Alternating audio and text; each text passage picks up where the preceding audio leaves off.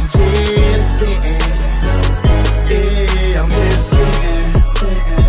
I'm just spitting. This shit have been on my mind for quite some time. I gotta put the shit on the line. I'm just spitting. Yeah, I'm just spitting. Welcome back, welcome all the way to hell back to yet another episode of the Dropping Dymes Podcast. Another one.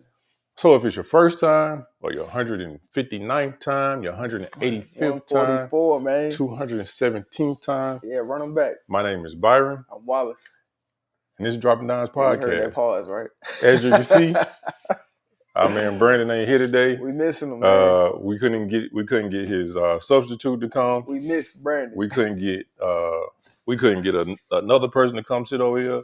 Nothing. So we got Casper in this bitch. Yeah, so here we are. You got me, you got him, and you got me. You got him, you got me. This is what you got. It's all you got. I think that's enough, man. Yeah, so that's what you get.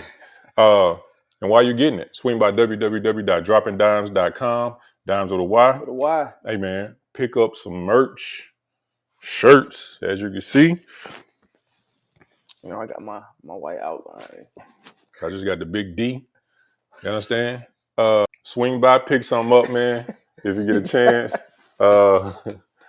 We got these. We got all the women watching. We got our the vintage we got the vintage ones. We also got a tie-dye one on there that's cold. If y'all ever want to buy me some, my birthday is coming up in July. If anybody wants to purchase something for a certain Dropping Dymes member, I am a 2X in that tie-dye. Fuck with your boy. But even if you don't, man. 2X too small, bro. Nah, this is right. Even if you don't get something for me, get something for yourself, man. Or me. Yeah, or him. Yeah. I ain't gonna sign on nobody else. Or Casper. Oh, hey, there you go. I'm a large, I'm a twin. I can go large, extra large, so either one. Whichever one you feeling that day. But pick something up.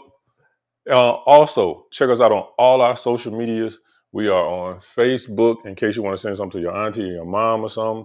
We are on Instagram. You bright as and shit. we are on the TikTok, of course, and we are Dropping Dymes Podcast all over the place. All over. So show some love, man. We posting stuff over there.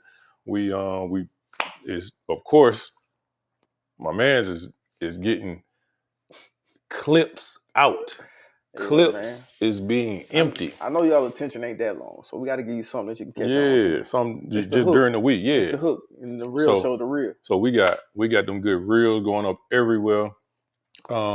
And also, if you're watching us right now, of course you know we on YouTube.com.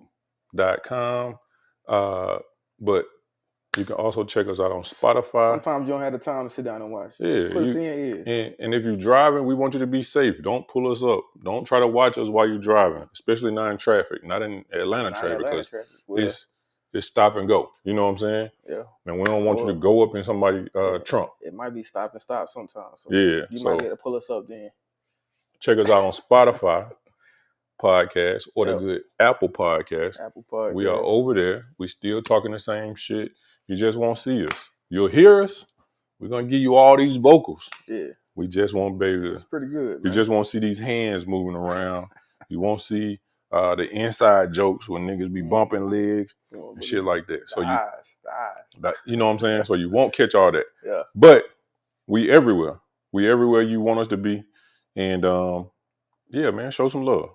And again, appreciate it.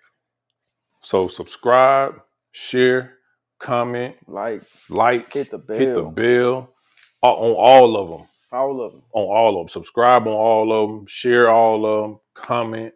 You know what I'm saying? We right there. Tell your friends to tell your friends to tell their friends about your friends, so we can all be friends. All right. And we can do this every weekend.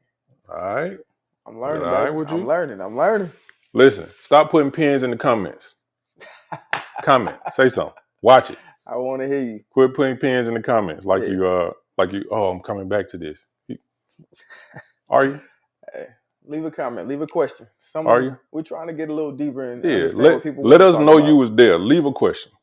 There you go. Let us know it's real. Leave a question. Leave a real comment so we can go back and forth with you. It's summertime, man. It's back and forth season. Even if you got some hate on your heart, go ahead and put it out there. Put it out there. I want to hear it. Don't call me ugly, because then I'm out. This shit is over with for me. But if it's anything else, put it out there. We'll speak on it. We got a look. We about that. We're gonna have a little extra time. Talk some shit. So fuck with us. If you have been rocking with us, whether you have or you haven't, let me let you know. The question of the week is one of the things that we're gonna do. And the question of the week this week is, I forgot. so did I. Oh shit. And it ain't even what we've been drinking. I had a strawberry I'm about to milkshake. say we ain't drank nothing. The question of the week is, when Glad you do remember. you remember the moment in your life, or has there been a moment, or give us one of the moments in your life when you was like, I'm that blank. Whether it's I'm that nigga, I'm that guy, I'm that girl, I'm him, I'm her. I'm him, I'm her, I'm giving them what they paid for. Yeah. You know what I'm saying? Whatever it is. Yeah. Hey, give us a moment when it just hit and you was like, yeah, I'm that. I'm him. Or I'm her. Yeah, because there's a lot of hers that watch. But no, recently, I give you two. Recently, I've been in this industry that I didn't have any intention into when I started. I didn't have any history into it when I started. So I had a lot of anxiety as well as imposter syndrome. So I've always thought I'm not good enough. I shouldn't be where I'm at. And then recently, it was late last year, I was going through some things that I had a huge long laundry list of things I needed to do, and I started just going through and knocking them out. And I'm like, dang, this used to take me an hour. This used to take me 45 minutes. This used to take me 2 days. And then somebody ran in my office and asked me something. I'm able to divert my attention into them to help them out, and they're able to leave satisfied to go handle an issue. I jump back into my list. I'm knocking things out. Somebody else coming, my boss coming, he asked me a question. I'm able to help him from my experience. I'm just like, dang, I think I got this thing. Mm-hmm. At least for where I'm at right now, I got this thing. They are getting the value or more for who I am and who I've become. And it took 6 years, to be honest. It took me 6 years to feel comfortable and confident in who I was in the position I was in. But that was a moment to me that honestly opened my eyes to more. Because when I first started, I was like, all right, man, it's going to take me about 7 years to be a project manager if I can stick around. And now after that moment, and several moments after it, because it was me being that was who I was for several weeks, months at a time. Mm-hmm. And even though I told you now I'm in a space where I'm like, I don't know no more. But yeah, that moment, it solidified me in saying, hey, this is a career path. This is something you can stand in, you can truly grow into. And then I started to see, the beautiful thing was I started to see the value that of everything I was learning at work, how it was transitioning into my life. Like all the things I was able to manage at one time, all the people, all the issues, all the things that I was trying to strive for, consistency, all those things transitioned and translated into my life. And I was like, damn, I might got this grown man thing now. Yeah. Because as a man, yeah, you got to step in. I'm supposed to be confident, but it's still like, shit, I don't know about that thing. It might not work. I got to lead this family, this household. I'm taking on this. And when that moment happened, I saw how it started to translate. It started to excel certain things that I was hoping and dreaming for, and started pushing them forward into my personal life. And now, honestly, let's just be transparent. I was a kid. The only thing I wanted to do as an adult was be the patriarch of my family. I watched my dad be that, and I didn't really understand what that actually meant. And now that I do, Well, now that I did a couple years ago, I was like, this is a lot. This is a whole lot of stuff. I don't know if I can manage all of it, but because of how I've grown at work, I've seen myself be able to manage it better as a man in my real life. Mhm. And then that entail helps the people, the situations outside of work, which is really extremely fulfilling to see the things that you have worked at behind the scenes that nobody saw starting to help the people that you care about the most. Yeah. So that was a recent one, the most recent one, and I'm extremely proud of it. Like I said, like I'm in a space now and still I'm back to the nerves or back to I don't know. But the beautiful thing about going through something to get to something is know that you knowing that I can go through something to get to something. Yeah. So I'm back in the mindset of I don't know, but I know in myself that if I just keep going through it, I'll get to it. And I've gotten through stuff Exactly. to get here. Exactly. I think one of the things that you said, you was like, I'm in a place where I'm like, I don't know. That's that uncomfortable spot. Yeah. But that's where the all your growth is. happens. Yep. That's where all the growth happens. Like if you sit in that, I got this too long, then it's like you comfortable now. Yeah. We know what happens in comfort zones. Yep. Nothing. Exactly. Absolutely nothing. There I is told nothing. y'all a couple weeks ago, I was like, I'm good. I feel good. Now I'm kind of scared because I'm not supposed to feel this way. Right, exactly. Sometimes when you sit in a place and everything is just quiet, Yeah. and you comfortable, like it's sad, but you got to be like, all right, so what's coming now? Yeah. What's coming now? Like what's coming or what am I missing? Yeah, like I need the wind to stir or something. You know what I'm saying? So I think that's I think that's dope. I think it's to be, especially to have come into something like I don't really know how I'm gonna feel about it. Yeah. To then like, all right, I'm gonna give myself this much time. To being like, I'm here now. Yeah. So I got it. So you said that was one of them. Yeah. The other one is, of course, tied to football, and I think like just thinking about it it's a representation of how important it is for a young person, but definitely a young man, to find something that you're willing to work for, that you desire to work for. Mm-hmm. Because like I played baseball, I was pretty good. I played soccer, I was really good, but nothing like football had me driving to out there on a field running routes with no ball, nobody on the field. Like I'll do anything in the world for football. It was that challenge. Exactly. Yeah.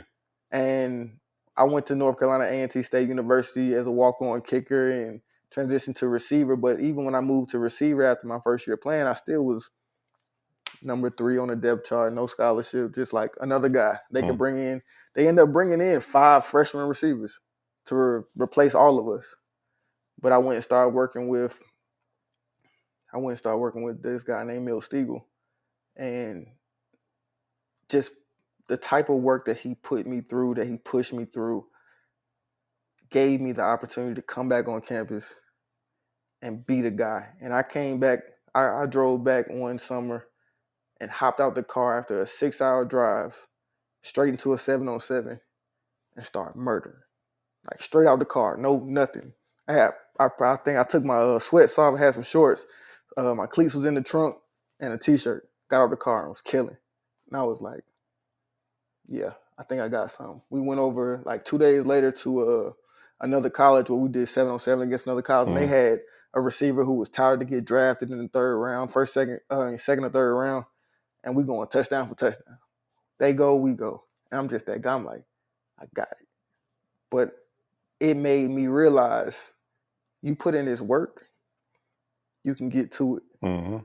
And I say it's beautiful to have something for a young man, because it's hard for you to get up and go do something that you're forced to do or that you don't want to do. Facts. Because at some point in your life, you're going to actually have to do that. Like I didn't want to do this construction thing, but I already had the experience of this is what work does. This is what it produces. Yeah. Well, I need to create a career for myself, so I'll go do this thing, but I already have the experience of effort in me. So that skill transition into my profession now, which is giving opportunities for the rest of my life. I feel you. So I know as an athlete, I think we've all had that moment. Like yours happened in college, and it was because you had to put in a lot. You had to put in more work to get to that place. Yeah. I think as an athlete, we all had it. It's crazy because a lot of people experience it early. Yeah. And then that's when they kind of slack off. Mm-hmm. That's the thing I noticed. Like a lot of the guys I played with or competed against, man, dogs. I can name 50 guys from Montgomery, Alabama that I could be like, man, a dog. Went to college, still a dog. But out of that 50, 25 of them heard it so early that when we got halfway through high school, and that was when everybody else's work started to pick up, I started to see them kind of start to slack off because they were just dealing off natural ability, right? And they weren't putting in the work no more. My first one didn't even have nothing to do with sports. Good. I was in college though, and I remember got a call from my nephew teacher, and she was like, "Hey, just wanted to bring you in. Just wanted to talk to you a little bit about a conversation I heard him having, and just wanted to touch base." And I was like, "Oh, yeah, like man, hope this man went to school and talked too much." Said too about what's going on in the crib. You know what I'm saying? Nothing crazy was going on, nothing illegal, but he's still a young man. Yeah. So at the time, my brother was visiting. So man, we go up to the school. I was like, bro, just tag along. Got to pick him up anyway. Yeah. So we go up there, man, and she was like, it was nothing bad. She was like, the kids was having a discussion, and I let them talk just to see how they talk to each other. Yeah. And all these boys talking about with their dad. My dad, blah blah blah. My dad do this, and he said, and the boy said, my uncle, slap all y'all dad. And he can beat them in anything. And he was the only one telling the truth. He said, and he'll beat them in anything. Yeah. They was like, what? He said, anything. Out the side of his mouth too. Straight face. Yeah. So she said he put his hand on top of the desk. Yeah. And that's it. Like a gavel. Bruh, that's it. She was like, oh, that's funny. She said, I've never had to call you up here. Yeah. Never had a reason to have you up here. She was like, and then I think when you come to stuff, you sit in the back, you get out before you. She was like, so I've seen you, but I've never seen you. Right. She was like, I know about you now. He probably is right. I know about you now. And this, I feel like physically it might have been in my mind at the time. I'm in my prime. Like I didn't know I could continue to push my body, but of course, you know what I'm saying? Like you experience different things with yourself. I think you learn yourself. But like I'm 22 years old. Who whooped me how? That's how I felt. You know what I'm saying? But it was just like it to me. It was like one of them moments like as a parent, like where you just realize that like your kid proud of you. It's always the parent being proud of the kid. You know what I'm saying? Yeah. But it was just like, man, like that man. Dope. That man was like, nah, I don't care what y'all daddies do. Yeah. If your daddy don't sign something after he get done doing whatever it is that he do, I'm gonna tag his ass. Even if he does, hey, he'll give him a run. Be a long day. It'll probably be one more year before he'll do it without him tagging his ass anyway. Yeah. So that was one of my moments, man. That was crazy to me. It was funny, but it was like, man, like this boy really like out here about to get me beat up in these streets. You took him pretty much everywhere then. Mm-hmm. He saw you in a lot of different spaces. Yeah. He literally saw me at my worst. He seen me at my best. And even when I was at my worst, like he probably never would have thought it was my worst. Because he was real young then. You know what I'm saying? That was when I was sick. So like he probably didn't even realize what was going on. Mm-hmm. But he seen me at my best. He probably done seen my best and was like, man, you could do better. And I was like, nigga, that's it. That's 99.9 right there. That's all I got right there, G. He said, I need to see that .01, baby. Man, and he don't even realize he ain't even got it. The tank is empty, 99.9 is 100%. Right. Yeah, so that was cool for me. Yeah. The other one was like actually it's funny because it was flag football. Yeah. Like I don't go out there, I don't talk with nobody. We laugh and joke on our side or whatever, Right. you know what I'm saying? But after one of the games, you know how like we talk about this all the time.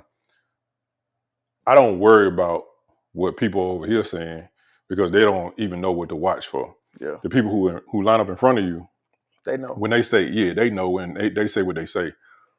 We was walking by, you know, shaking the other team hand. Yeah. And the player that had been lined up in front of me and they coach said, hey, I don't know how many more years you're gonna do this shit, but it ain't no nigga out here doing it Like the way that you doing it. Yeah. I said, man, I'm 43 years old. It might be tomorrow. I ain't got many more. It might be tomorrow. Nigga said, hey, whatever it is, Yeah. keep doing it. That shit made me feel good. Yeah. Because again, this is a guy that lined up in front of me and a guy that's actually good at what he does. I can honestly say I ain't had nobody just be like, oh man, nigga trash. You know what I'm saying? Or nothing like that. But like it was one of the better guys that lined up on the other side.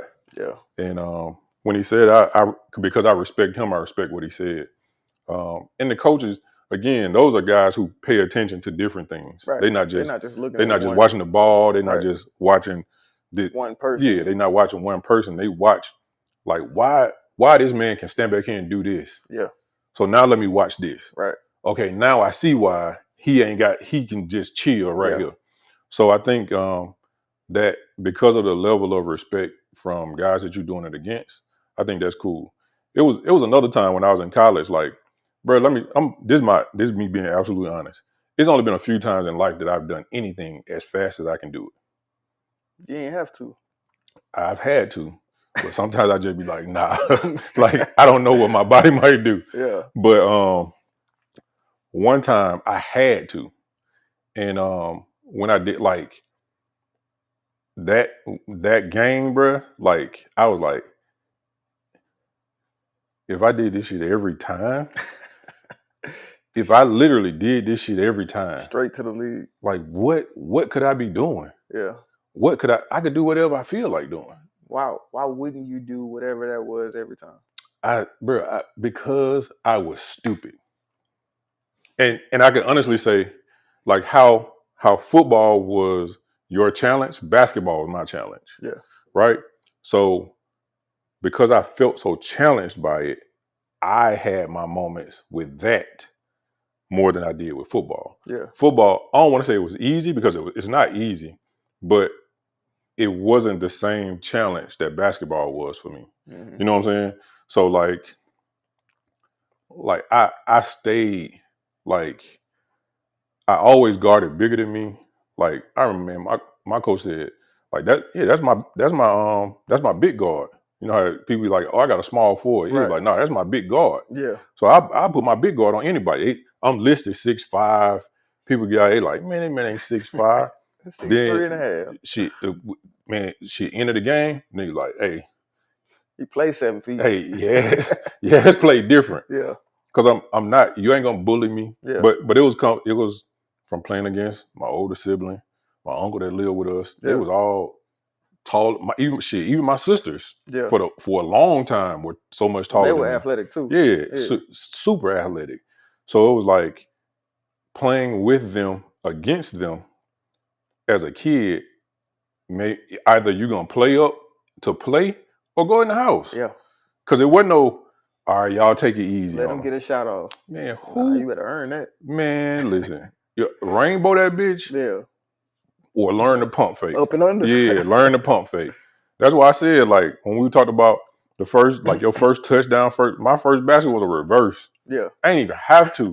But I was so used to doing it. You know what I'm saying? So it was just like, so basketball was my challenge, dog. And and because of that challenge, like I had a time where I just like, I ran off like 15, 16 in a row. And I was like, only when I decided to stop myself. Nigga was like, off. I was like, did you say awesome? Awesome. I thought that was what the fuck you said. Yeah. Awesome. I got in that, man. I was in that mode, but I had fun. I had fun, and that's why I still enjoy it because it ain't. I'm not trying to get people to ooh and ah no more, man. Let them young boys run out there and do that. But I But feel the same way, man. but I just enjoy I still enjoy the competition. I still enjoy winning. I know how to lose, but who wants to do that? For real. Especially I'm gonna get my whole Sunday. Oh, man. And my body. Listen. The way I feel right now, bro. This Sunday, I ain't gonna lie. I was good. I was not.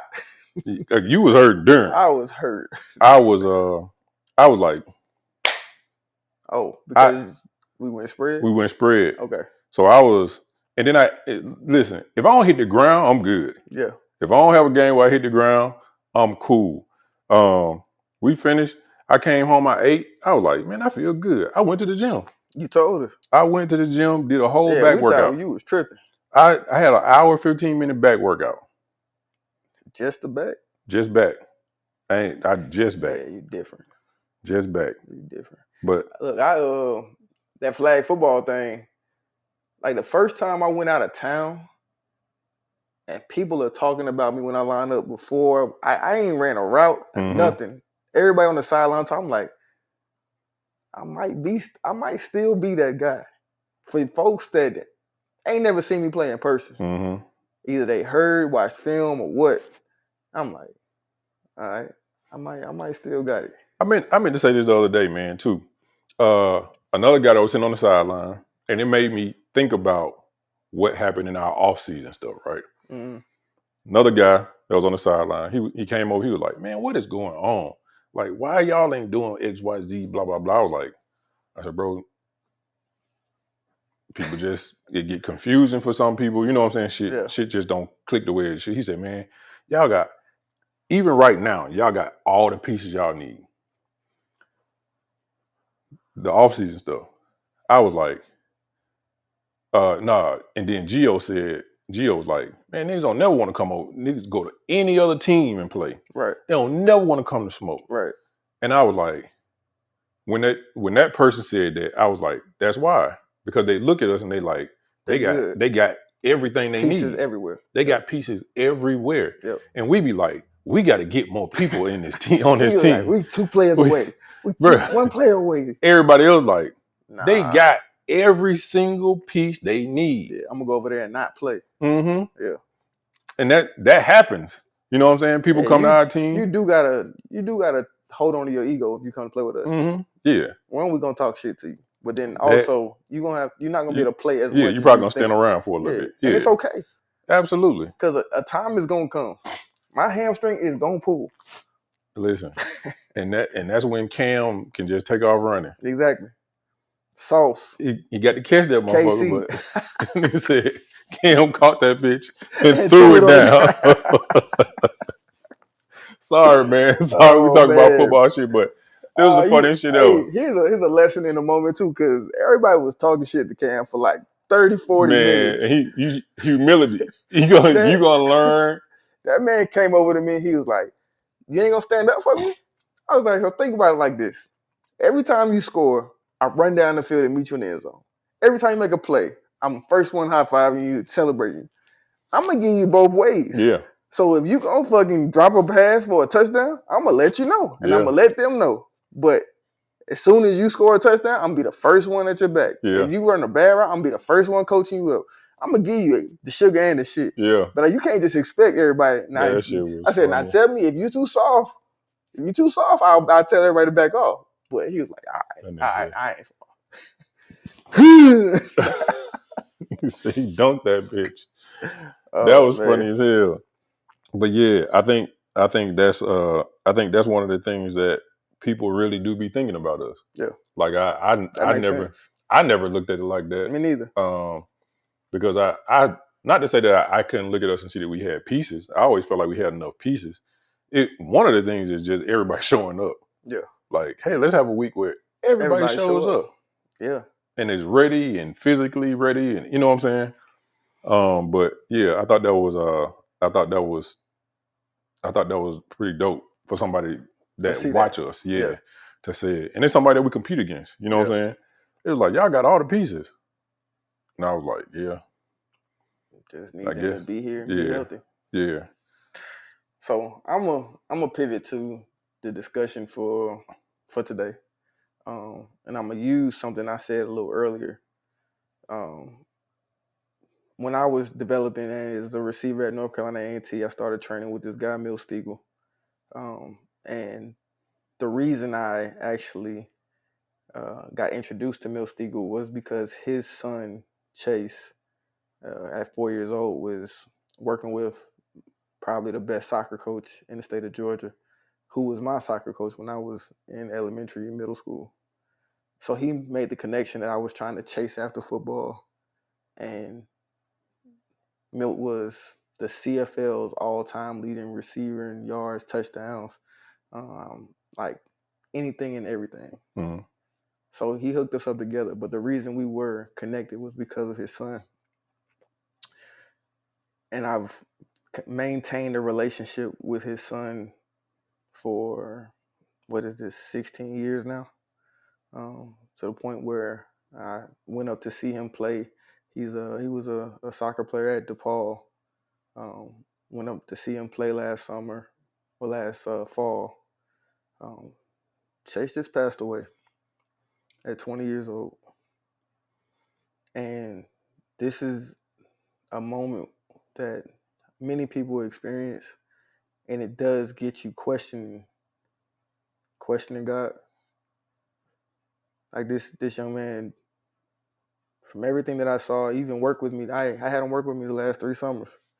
Everything that I saw was a kind-hearted, good-hearted, hard worker, intelligent, focused, friendly, all the things. And I know that like people pass away and all the good moments come up, but like truly a person like watching him gave me hope for the future of the kids that are behind us, because I'm worried as hell about them, but seeing him, it made me believe that we were going to leave it in good hands at some point. And now that he has passed away, I mean, not even 5 minutes after I found out, my mind went to like, why God? Have you ever had a moment where, because I know you're strong in your faith, strong and you have history and tenured in it, that you question God? Absolutely. And I think we like as a church kid, Yeah. you hear growing up, you don't question God. You don't ask God why. My grandma said, ask God why. He takes it as a challenge. Yeah. He wants you to understand. That's lean not into your own understanding. Mm-mm. Right? So if I'm trying to figure it out, that I'm already doing it the wrong way. Yeah. You know what I'm saying? So who else to ask? Should I go ask somebody else who on earth who know just as much as I know? Yeah. My father used to tell us that. He was like, listen, if y'all got any questions about anything, don't go ask a nigga that was born 4 months before you. Yeah. Come talk to me, son. Yeah. Somebody who's been here for a while. Somebody who got a little experience. Who other to ask than the person who created it? Yeah. Who other to ask than the person who wrote this, who wrote my beginning and my end 4 generations before I got here? Who better to ask? So growing up, I had trouble because I'm a person that seeing is believing. And I didn't recognize what God was actually doing. I just saw people doing. Mm-hmm. And I saw that if you don't do, you don't get. If you do, you got a chance to get. So to me, it was like people are making everything in this world move and shake. Making it work. Yeah. Yeah. So it took me a long time to find a relationship with God. It actually took for the failure in college. It took for the failure in college for me to even start opening my eyes. Like why do I even still have a chance? Because I know I failed. Mm-hmm. But somehow this door is still here. and I started to kind of think about it. And I definitely always been a introspective person. So when I started listening to pastors talk, my mind started to open to the possibilities. And then I started to recognize, like, you know what? There's a lot of times that we don't know why the hell it happened. Mm-hmm. And to me, like, you talk a lot about your prayer warriors. And to me, like, there were times in my life where I was not doing anything that I was supposed to be doing. But for some reason, somebody, something looked out for me, gave me opportunity when the door should have been closed. So that's when I started to actually grasp on to that there is something bigger than me in this world. I don't know what to call it. I don't know what it is, what it looked like, but I know it's something that's bigger. And it's supposed to be working for me. So when things like this happen, it causes me to question, am I believing in the right thing? I think, I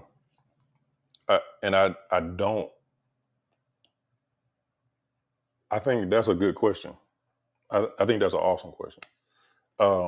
Because even in my times, especially in my life when I was younger, where I did question, like, why this, why me, Yeah. why now, you know what I'm saying? Right.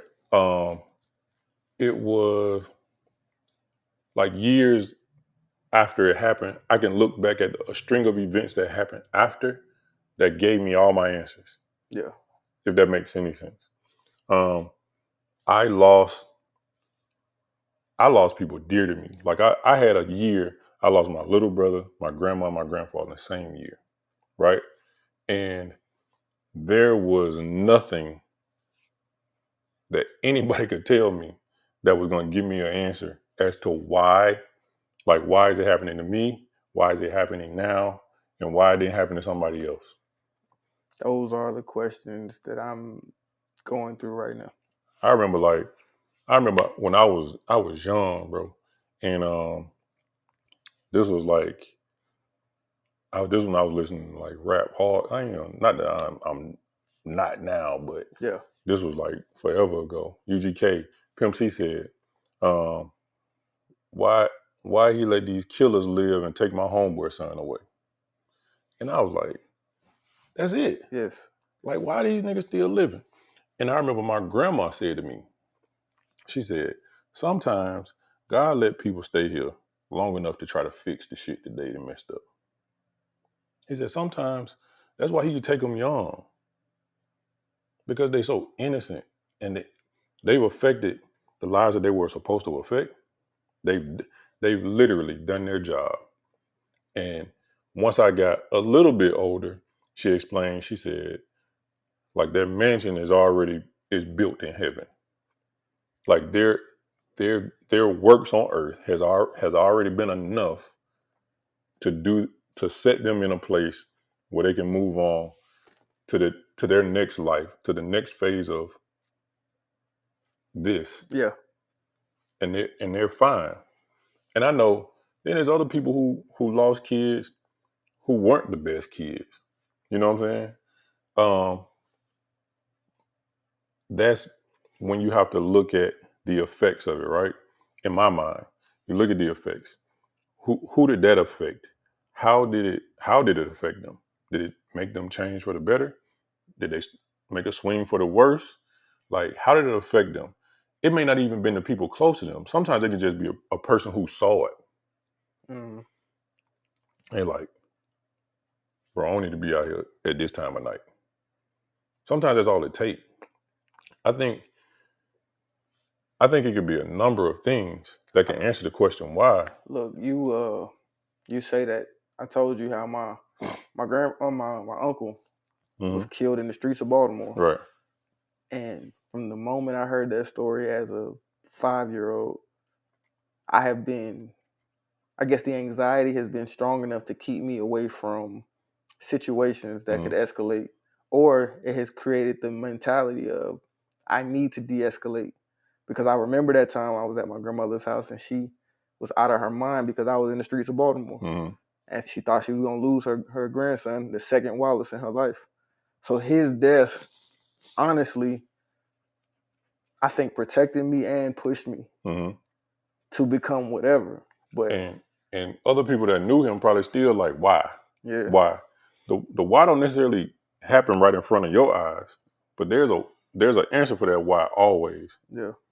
Like I can honestly say like that when my little brother was killed, it turned me in a way like I was like, bro, like I can't, not even so much for me. I felt like I just can't do this to my mom again. I couldn't have her go through that. Yeah. You know what I'm saying? Like that was, watching her go through that was one of the toughest things that I've ever been a part of. Then later that year, her losing her mom, like I felt like it was a rough year for me, but I always look at it like this was the worst. Like she lost a baby, her mom and her daddy. In the same year. Same year. Like where do we go with that? You know what I'm saying? Yeah. If somebody's gonna question God, it should be her. Yeah. If she did it in her own space quietly. I know she hasn't because I will go to her and be like, well, why did this happen? Like, why you think a God that's supposed to love you so much and supposed to be so forgiving and so understanding and do all these things for his people and y'all church folks, y'all go sit in church and you give them all your money, you give them all your time. And my grandmama was getting up and going to church at 10 o'clock in the morning and wouldn't get home till 9 o'clock at night. Yeah. Why take her? It's like, why not? That's what your mom said? Yeah. Why not? Why you think grandmama's so big and so good and so perfect that she didn't have to leave you? He gave her what he promised her. That was the conversation then for that. Yeah. You know what I'm saying? Then I was like, well, what about your son? Again, you get up and you go to church. You pray. You tithe. You active in church. Why your son? Yeah. I can put 15 niggas on a list and give it to God and say, hey, go catch up with these niggas first. You should definitely get them first. Yeah, knock these niggas off first. Yeah. And she said, again, why not? Why not? Y'all, like, and at the time, she didn't say this to me, but I had to say it to myself. Like, I sadly enough, I needed that to happen to not have 2 deaths later on for her. Yeah. Because not to say I was out of control, but I was. You know what I'm saying? About to say, go like call I was. Call like it is. If I wasn't out of control, I was right there on that line. Yeah, I was doing that shit right there. You know what I'm saying? So I think like it and it ain't even have to affect the younger ones. They didn't have to see it or know what happened because I was gonna talk to them. And that's why, like, honestly, like when we started this, what I say, what we gonna be talking about? Let's not just talk about sports, bro. Yeah. Because it's a lot of people who did it a whole lot longer who people really want to hear from. Right. So we gotta talk about some other shit. Yeah. This is the other shit that I needed to talk about. This is the other shit because I hadn't talked about it enough. I didn't talk about it loud enough. And I didn't talk about it to enough people in the beginning. And I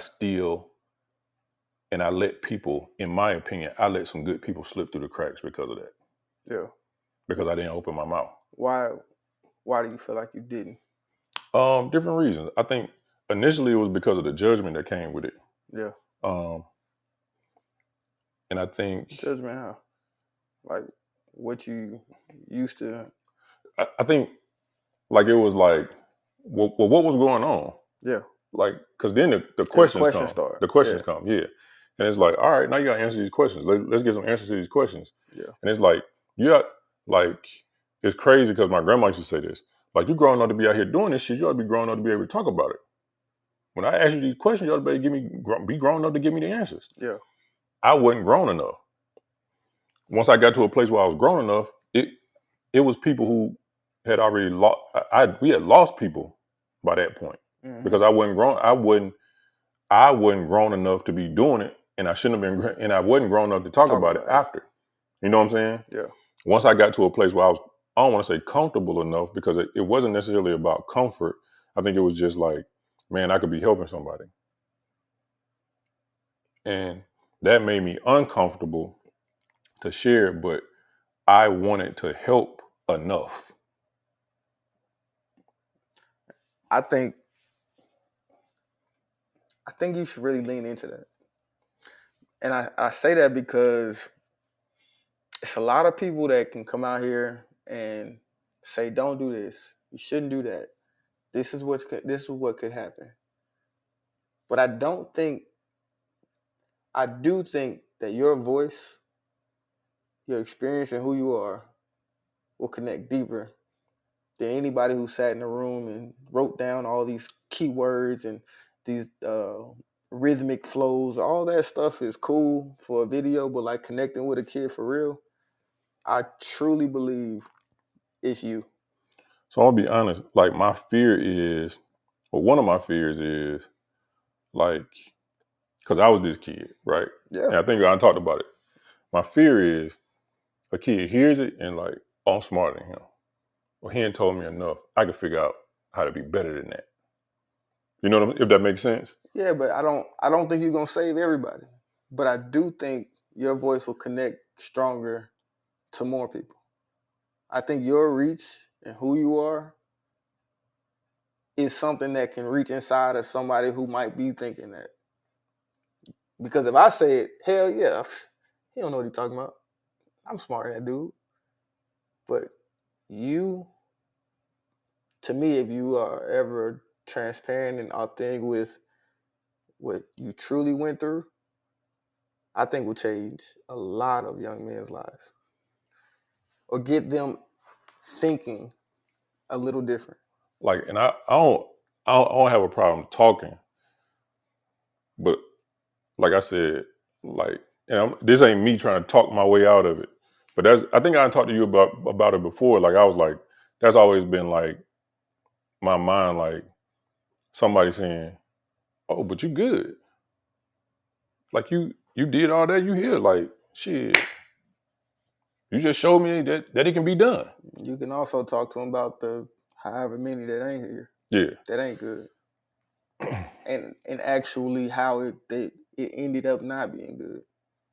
All I can tell them is it's not gonna turn out for you. You're gonna end up in jail, dead, on the corner somewhere. That's all I can say because I've never experienced from that side.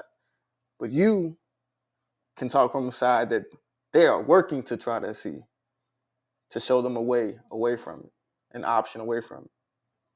Even the decision for you to make the transition away from it. I feel you. I'm not saying that I'm not. Yeah, and look, you don't have to. That's just how I feel. Yeah, no, and like I said, like whenever anybody like, hey, man, my son, blah blah blah blah blah, and I'd be like, cool, I talk to him. Yeah, I don't never have no issue with that. I talked to a few young men, you know what I'm saying, and like on some one-on-one, like, hey, get in the car. Yeah, you know what I'm saying, like. Yeah, I had a few talks with some good kids that just needed to know that they were good kids. Yeah. And I don't have no qualms with that. I don't have no issues with that. I just, my mind thinking as 15, 14-year-old me. Yeah. Hearing it like, shit, yeah. What would, I guess, stir or create some impact in you at 15 or 16? Nothing? I think it would be, for me, what I've done with people's kids, like a one-on-one. Yeah. I think... and I'm not saying you have to get on the stage and talk to 150 kids, 200 or 300 kids. I'm just saying lean into it. Yeah, I think being talked to one-on-one by somebody that I feel like that I looked at and saw it as being authentic. Because it was guys that went to my church that was like, hey man, you could do what I'm doing. Right. And I was like, Word. Yeah. Wear suits every day? Back Probably out of not, there. nigga. Yeah. You know, but hey, man, thanks for coming out. Yeah. Nigga was like, nigga just shook my hand and told me, thanks for coming out. I was like, yeah, thanks for coming out, man. I appreciate your efforts. But even, You know even that, being a smart ass, a young man, like, he know what his response would have been, and you give him that, it's like, man, that man on the same page. Yeah, like, because I would never have thought of that. Appreciate you, sir. I'm talking to my mom, seeing we can set up something.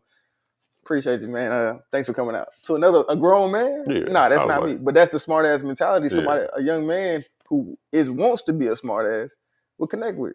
Yeah, and like I said, like, hey, if you got a son out here that's running around and you having a problem, contact Wallace first. After you contact Wallace, I am the assistant. Wallace is. I am the assistant to the voice. If it's somebody that Wallace can't bring back in, Wallace will give me a brand and do it. Yeah. But nah, I think that's honestly the beauty of us three is we come from different angles. Yeah, it's because there's definitely some people I'm going to catch. It's different enough, but it's definitely some people that need to get past you. Yeah, and you know, we talked about it before, like trying to get into it a little bit more, and I think life just kind of took a couple sharp turns for a few people. But I think it's something that we have to discuss again. And try to move into that space, man, because I think it'll be a good thing for a lot of people. I agree. And when I say a lot of people, not necessarily just for them, sometimes for us. Because like one of the things we was thinking about, like that whole manhood discussion. Mm-hmm. And I know one of the things Killer Mike said was, like, in becoming a man, have you loved a woman? Have you raised a child? And I think people automatically assume it means having a kid, but it can just mean being who a kid needs to help raise him out of whatever his situation is, or even if he ain't in a situation, just helping him become a better or this functioning adult in society, right? And I think it still takes a village, and I think our villages ain't what they used to be. No. So I think even our family, the family, it's not the same. Yeah, if I hate to say it, if you lost your grandma, it's tough for your family to still be the same. And I can't speak for everybody, but from what I know and from what I've seen, when your family lose your grandma, everything changed. Because I was about to say, even when they become less capacitated, but even when my grandmother, who passed last year, was incapacitated or less capacitated, couldn't do anything on her own, we still would make sure we made our way over there for whatever holiday, every opportunity, because we honestly believe we don't know if this is the last time. Yeah. So we would have the picture where it's 5 generations in one picture, but since she's passed, I can't say we've had one. Matter of fact, we had Thanksgiving. That was it. That was the one time that we've been together in the last year plus. And you're absolutely right. It's attributed to her not being there. We used to fly to Baltimore every year to make sure we were there for the holidays that she wanted us there. Mm-hmm. So the family would be there. And I went to Baltimore for the first time in 8 years since she moved down here.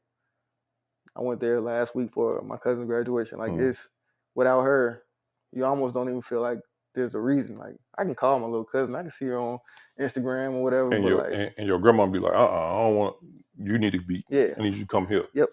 Yeah, I think it, but it's just like how I was joking about. I was like, I don't care how hard your daddy worked. This your mama house, right? So when your granddaddy ain't never make a call like that. Your granddaddy wasn't never like, hey, everybody need to get, hey, granddaddy, shit your ass, man. Go back in your corner, man. Quietly, go too. sit under the car. Quiet, and be quiet in my grandmama house. You know what I'm saying? But your grandmama was like, hey, I want everybody here. Niggas started looking for tickets. Yep. You know what I'm saying? So I think we have to remember, man, the village still going on, right? And we have to do what we can to keep those villages together. Whether that matriarch is there, the patriarch is there, we just got to do what we got to do for everybody. To get us back on the topic, Have you questioned God? Do you feel like you question him in a way where he would look at you and be like, "What?" um, I've questioned him.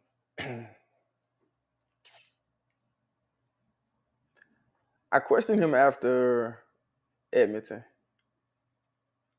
when I had gotten a scholarship. I had gotten Detroit. I had gotten Winnipeg, Toronto, Edmonton. I'm like, I do everything right.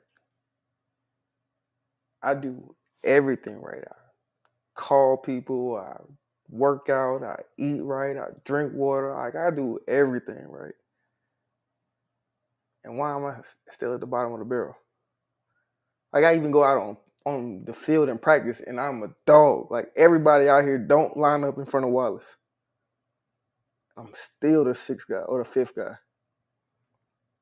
So I started to question, like, what was the point of doing all of this stuff if you're not going to let me create a life out of it? Mm-hmm. And then Toronto is where I started to really lose my focus. And then after Toronto is when I guess I got reunited with God because he started to show me, like, yeah, I didn't have you ascend to where you did for you to become a Hall of Fame CFL or NFL player. I had you do that because all the things I needed you to build inside of yourself because you didn't know any other space to go do it. And I needed you to build that in yourself so that you can go and build it in somebody else. Exactly. Like and honestly, that's what really hurts about Chase is because I knew, like I told you, I don't have any of that career, nothing, without him being born and just existing. Because he was the connection that gave me the opportunity. So in my mind, the last 3 years, like I told you, he's been working with us. I gotta give him back everything that I learned. I mean, we're talking about, like, when you go into training, what are you thinking about as a leader with your teammate? We're talking about all the little details, the things that I learned that, I mean, I went and did all the journey to finally figure out. But I'm like, man, I gotta give it to you right now. So guess what? Like, that may have been, like how you were just talking about, hey, you should step more into that. What if that was your tester for you being able to do more into it, step more into it? I believe it was. I take that 1,000% to the heart. Like, I remember this girl, man, I gave this whole speech. Bro, when I got engaged a long time ago, I gave this whole speech about a reason, season, or a lifetime. Mm-hmm. I'm giving the speech, not listening to myself. Oh, people come into your life for a reason, a season, or a lifetime. Somebody can come into This is your engagement speech? This is as I'm about to ask this woman to marry me. Yeah. I'm giving this whole speech because I'm about, like, leading up to, she's supposed to be my lifetime. People aren't necessarily your lifetime the way that you want them to be. Yeah. Your reason can be a lifetime, just not how you think it is. Your season could be a reason. Your reason could be a season. It don't necessarily, like, again, we get so far ahead of ourselves that we start to get, like, almost a level of cocky. Yeah, I feel like we know what this shit is. we get cocky, bro. You know what I'm saying? We get cocky, and then we like, this is what it is. Yeah, This how it's supposed to go. Exactly. And you like, and then God said, man, hold this shit. Let me fix this up. Whole time, we got outside ourselves. We got outside ourselves. I think the one thing I know about this young man, from what you gave us, anytime you spent with him, you gave yourself to him, and he gave himself to you. Like I remember you was like, yeah, I was like, I'm gonna go out here and race this boy, smoke his ass, show him what it is. And he said, man, this man beat me by like fucking 25 yards. And Looking at me, and I pulled my hamstring. he said, I grabbed my leg. He said, I said, did you fake it? Nigga, like, hell no. Nah. I blew that bitch out. So it wasn't like y'all was just you was just wasting time. You know what I'm saying? Not at all. It wasn't like it wasn't like you were instilling in him things that his father wouldn't have instilled in him, or anybody else that loved him the way that he should have been loved would have put in him. I think you only brought positivity to his life. You were only looking to expand him, to help him grow into like what we say. We want these young people to grow into high functioning adults in society, right? Yeah. And from everything that you gave me about that young man, that's where he was headed. He was headed. So it wasn't like you didn't do your part. I'm not saying that this was about that, but the one thing is, anytime you were around him, it was a full pouring. Both directions. That's what I'm saying. Yeah. So I think that's all you can ask in life, in general, from anybody. Yeah. Whether it's family, friends, people that you just come in contact with on a daily. You know what I'm saying? You ever met somebody and you be like, I know you ain't never said this, but it's been people I met. I'd be like, why the fuck they so happy? You probably met me. Bro, listen, man. Whole smiley face, Captain America ass. Captain America face ass. But now, like, it's some people that you meet, man, like, and you be like, man, why that nigga so happy? They literally just living life. They just living it. Yeah. And they living it the way that, everybody live your life today, live the day like it's your last.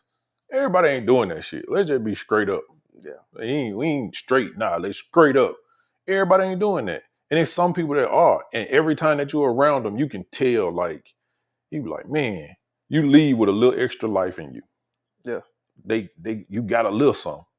You get in the car, you still smiling. Man, that nigga crazy as hell. Hate that, man. Yeah, smile. You know what I'm saying? Yeah. So I think that's one of the biggest things, man. And I think it goes into that other topic that I wanted to have, that we're gonna still have to talk about manhood. I think we've seen and heard so many different things about manhood, and I think we ain't got away from what it really is. And I think one of the biggest things is when you're around a real man, bro, you don't have to question nothing that you're doing with yourself. That's how I feel. Like we ain't got so bad. Like, men can't say certain things. Nigga, like, man, pause on that shit, bro. Pause. You know what I'm saying? Like, we can't even just be carefree no more. Like, everything now is like, oh man, like you should be able to be around people that you care about, and you know that they care about you, and you care about them. And we shouldn't have to worry about how that look or sounds to other people. And I think honestly, that creates an anxiety through a young man's process. And then he gets to a point where he don't even know who he is. What if young men what if young men were around at least one man that was so comfortable with being a man, and they could just be themselves, be a man without having to, like, be guarded and shield and pull back. Like, how do you think that would change a life? I think I'd like to get into that, what that man actually looks like. Yeah, conversation. I really want to have a conversation, because I could probably answer knowing what that person who we're talking about looks like. Mm-hmm. I definitely feel like kids are sponges and they reenact what they see. So if they see somebody who is free in who they are and respects them, then it gives them the visual that this is a possibility. Mm-hmm. But if they grow up in an environment where everybody's conscious or guarded or tiptoeing, then they're going to eventually feel like they understand why these people are guarded, tiptoeing, all these things. So they're going to be those things. So I'd like to have the conversation about what that man looks like. to then be able to respond about how I feel like it would have affected me. Because I might have seen it, but the world might have got hold of me more than I would have grasped onto. You get 8 hours of school. Yeah. And that's 8 hours of school. debauchery. So you understand like and do we need to give school 8 hours? I don't know. I can't say, honestly. Yeah. I think that's a whole conversation right there. I think it is, but I think I don't know. But I think I think with the 8 hours that you give school, it can definitely tear down anything that your parents are doing at home. Yeah. If in the wrong environment. Yeah. Honestly, I feel like that's why it's so important and why parents try so intently to put their children in certain schools or environments. But I also feel like something that maybe my parents did, but I definitely think parents should do is impart on your children why they're going to school. Listen, it's not just to learn. It's not just to have somewhere to go during the day. But tell them what the purpose of you being able to go somewhere, learn new things, focus. What is the interact with people? Like what is the reason you're there that's going to affect beyond when you're there? So I feel like if you go with a mindset like that, you're looking at things differently. You're giving intention differently. But if you just tell me to go to school and learn, I don't want to learn anyway. Mm-hmm. But if I show you that, let's go and watch learn something that you actually want to learn. So you going to school is teaching you to put energy and focus to be able to learn. Now we can go learn what you want to learn any other time. Right. But this is just training ground for you to be able to learn, for you to learn how to study, for you to learn how to communicate, for you to learn how to ask questions, for you to learn how to receive the world. Like all of these things, this is what you're going for. Right. Know that when you go in there. Not just, hey, you got to go to school because that's what they say. Mm-hmm. Because that's how you end up on the assembly line. Right. Agreed. So, to answer the question, have I ever asked God why? Or have I ever questioned God? Absolutely. You ever question God on some good shit? Absolutely. Yeah. Like, how did I get here? Like, why? What? I've asked why me. Yeah. I've asked why me. And then this goes back to a episode a long time ago. That you need to go watch. Yeah. Would you change anything about your life? And my answer is still no, I wouldn't change anything. And my answer is still hell yes. I wouldn't change anything. Because I would definitely change a few things. Like I said, I can, even in my good times, like I could see how my good times could have led to good times that were bad times. You know what I'm saying? If that makes sense. Yeah. Let's see, that's the mindset in my mind that will lead that young 15-year-old to be like, you made it all right. Yeah. So I'm cool. God blocked it. So, And he said, hey, you had a pretty good showing there in summer workouts. Yeah. But I'm gonna go ahead and stop you there because I see you partying a little too hard there, brother. You know what I'm saying?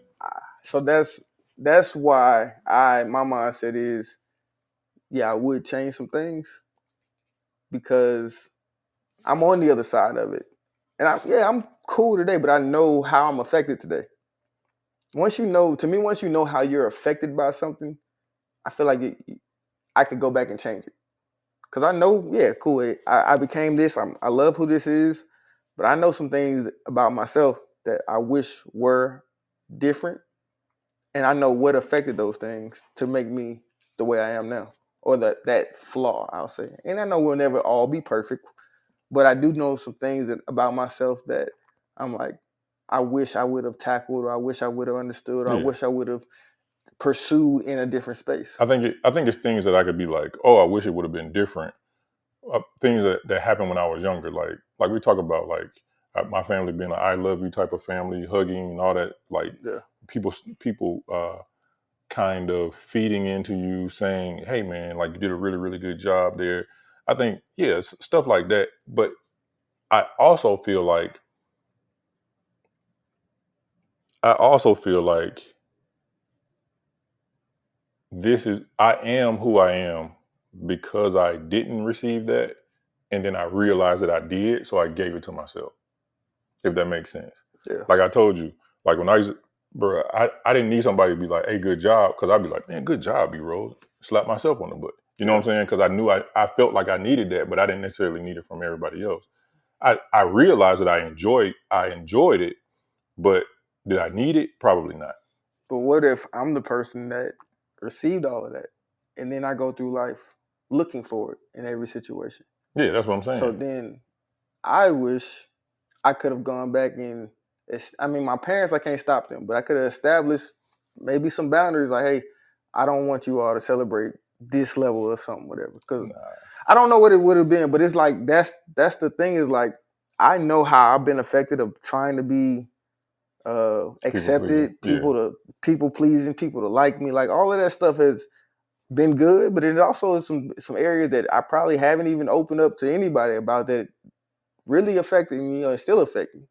So like being able to know from this side, all right, it would have been good if I did this or I established this. So even and I don't want you to think for a second that I'm thinking about like oh, it was just all these positive things. Like I know for a fact that I suffered through like some abandonment issues. Like I've thought like, man, what if I had discovered those abandonment issues earlier and was able to attack them before I got to a certain, like I am who I am because of those issues as well. You know what I'm saying? Yeah. Like that was another thing. I hate to sound like this, but that was another thing that kind of made me stronger. Like I had to go through something like we talked about. Like you still have to go through something to get to somewhere. So I had to go through something to get to a place where I was like, okay, I'm good now. You know what I'm saying? But initially I was like, man, I'm a little fucked up. And then realize it. You know what I'm saying? But once I like the realization of it is, man, like, okay, now that we got it, let's go. You know what I'm saying? Yeah. Like, hey, let's talk about it with other people. Like, cause I had a conversation. Shit, we was at the football field. Yeah. And I was like, yeah, like I probably had some abandonment issues when I was young. And they was like, what? Yeah. I was like, yeah, like it wasn't like he just disappeared. Like he didn't say I'm going to get a loaf of bread and I ain't never see him again, but he just went in the house 100%. Right. And that was when I needed him. At least 90 of that. And look, even as simple as being able to say it affects somebody else to be able to, like, maybe I can express That's what I'm saying. I feel like I've experienced. So for me, I ain't gonna say I need it, but going through that, I can say I wouldn't change it because my going through it will possibly help somebody else recognize that they went through it as well and come out better on the other side of it. And that's exactly why you got to start talking to these kids. Hey, man. I hope you guys enjoyed the conversation, man. It was like when we had the conversation via text, I was hurt for you, bro. I hurt for that young man's family because, and not just because he had so much, he showed so much promise, and how you spoke about him. It's one of those things, you know, how like that you see people saying stuff like, I pray that somebody's talking good about me in rooms that I'm not even, I don't even know my name's being talked about. Yeah. Like that's one of them situations, man. And as a parent or as a guardian, as a mentor, like it tears you up to hear about a kid that had that type of pull on somebody's life and showed that promise and like just seemed like a genuinely good person, man, good kid. Genuine. So yeah, definitely praying for his family. And I don't just say that, like I don't say that to people, you know what I'm saying, just throwing it out there. Like I really mean that, like condolences to his family, prayers, because death ain't easy. No. Death isn't easy. People are like, oh, it gets easier. I can't say it gets easier. I think you learn to cope with it. I think you learn to find your smile in it. You learn to let those tears out, but then try to remember your memories where it's like, man, like that was a good time with that boy. Yeah. You know what I'm saying? I think that's what people have to remember. Also, one of my biggest things is, hey, everybody hollering at them the week when stuff is happening. Yeah. Keep checking on people, man. Yeah. Like people that don't It don't that's stop. I don't want to say that's the easy part because I'm busy, I'm moving around, people are talking to me. It's when It gets quiet. it gets quiet, and now I'm stuck with I'm in my thoughts now. You know what I'm saying? So if you know somebody, I don't clearly I don't know if anybody else knows this young man that we're talking about, but if you know anybody that's been dealing with anything like that, man, uh, don't hesitate to reach out to him and just say, hey, I'm thinking about you, Yeah. because I think that alone is bigger than what people think it is. Yeah. I wanna say thank you to Chase Stegall. Your time on this earth was invaluable. It changed my life. The people that I've met that knew you, the people that surrounded us that knew you, you affected so many people in such a short amount of time. And I think it's even people that aren't even here that you're going to affect. Because the people that I saw yesterday, that I've seen around you, I know are going to carry you with them forward. So I thank you for every second that you had, for every second that you gave, for all the effort that you gave, for the man that you were becoming. I thank your family, Milk, Miss Darlene, Colin, for sharing you with us, for developing in you who you were becoming,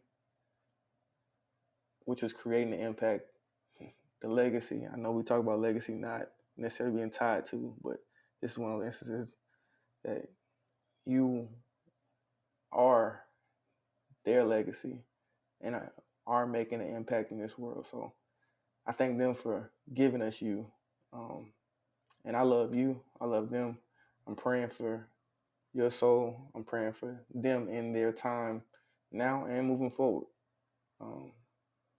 So I don't even think I really wanted to make the whole show about you, but you've been heavy. I mean, since the second I heard, we were actually supposed to try to get him to back working with me in the next couple weeks. From the second that I heard, my prayers and my thoughts and my focus has been on you. And it was a beautiful statement that you made, actually gave me some comfort, is that his mansion is already built and ready for him. And all the pain in the world is gone. So truly will look forward to seeing you. And you can show me around. But you definitely did your thing in your time here, my brother. So I love you.